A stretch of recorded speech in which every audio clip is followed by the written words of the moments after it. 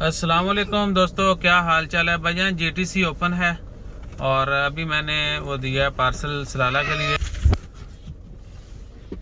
जी दोस्तों, तो जीटीसी भाईजान ओपन है। सिर्फ मवासलात की बसेस जो हैं वो सलाला के लिए बंद हुई हैं। और पहले भी एक दोस्त ने जो है ना, बड़े अच्छे दोस्त हैं, उन्होंने गलत इन्फॉर्मेशन दे दी।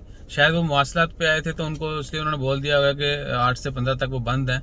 लेकिन जीटीसी जो है ना वो ओपन है और मैंने भी पूछा भी उनसे, और वो ईद की छुट्टियों में भी ओपन है, यानी 24/7 वो चल रहे हैं। उनकी टाइमिंग का जो स्केड्यूल था वो भी मैंने स्टार्ट में डाल दिया है, आप देख सकते हैं वीडियो में ही।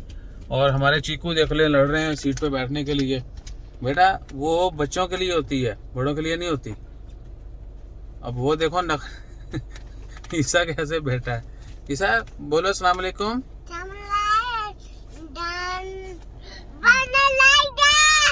नहीं बेटा, अस्सलाम वालेकुम। आप भी बोलो। तो ये अपनी मस्तियों में लगे हुए हैं। अपना ख्याल रखिए, दुआ में याद रखिए। जज़ाकल्लाह, अल्लाह हाफिज।